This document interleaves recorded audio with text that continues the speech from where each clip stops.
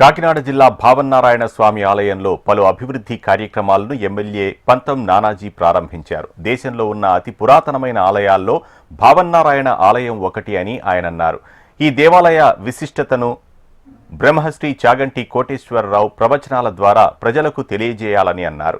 వాడపల్లి వెంకటేశ్వర స్వామి ఆలయంలో ఉన్నట్లుగా ఇక్కడ కూడా గృహ సంకల్ప స్థానము, తులాభారము ఏర్పాటు చేశామని పంతం నానాజీ తెలిపారు. భావన్నారాయణ స్వామి గుడికి సంబంధించిన భూములు అన్యాక్రాంతం కాకుండా కాపాడతామని అన్నారు.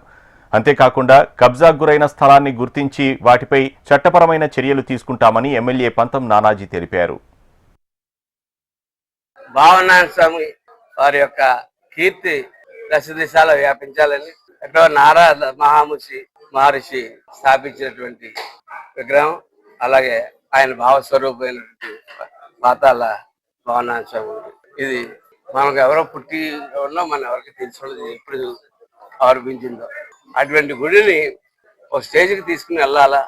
నిజం చెప్పాలంటే అనేక పుణ్యక్షేత్రాల కన్నా చాలా పురాతనమైన పుణ్యక్షేత్రం, పవిత్రమైన పుణ్యక్షేత్రం, ఆర్కియాలజీ డిపార్ట్మెంట్ అందరిలో ఉన్నటువంటి పుణ్యక్షేత్రం.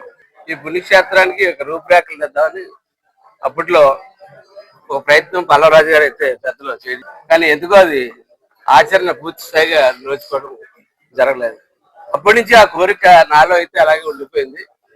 అది పెద్దలు బ్రహ్మర్షి లాంటి వారు, చాగంటి కోటేశ్వరరావు మన ఊర్లోనే ఉన్నారు, వారిని కూడా మొన్న కలిసి అడగడం జరిగింది.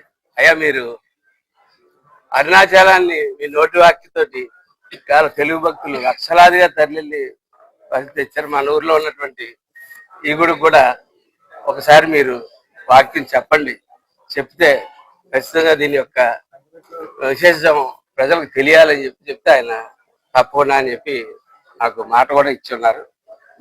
ఆయన ఇక్కడ దక్షిణామూర్తి యాగశాల యాగాలు చేయాల. ఎప్పుడన్నా గుళ్ళు గోపురాలు ఉన్న చోట నిత్యం యాగాలు జరుగుతూ ఉంటే ఆ గుడి మరింత అభివృద్ధి చెందుతుంది. ఆ గుడి ఉన్న ప్రాంతం, ఆ ఊరు, ఆ ఏరియా మొత్తం అంతా కూడా ఎంతో అభివృద్ధి చెందుతుంది. అందుకనే పూర్వం మహారాజులు యాగాలు చేసేవారు. నిత్యం యాగం జరిగేటట్టుగా ముందు ఏర్పాట్లు చేస్తామని చెప్పి తెలియజేస్తా ఉన్నాం. అలాగే నిత్య అన్నదానం వంటశాల శంకుస్థాపన చేసాం, దాన్ని పూర్తి చేస్తాం. ఈ లోపల నిత్యం అన్నదానం చేయడానికి ఎటువంటి నిధులు అవసరం ఏంటో అట్లా సమకూర్చుకోవడం విధానం ఎలాగా అన్నది ఆలోచన చేసి దాని ప్రకారం ముందుకు తీసుకెళ్తామని చెప్పి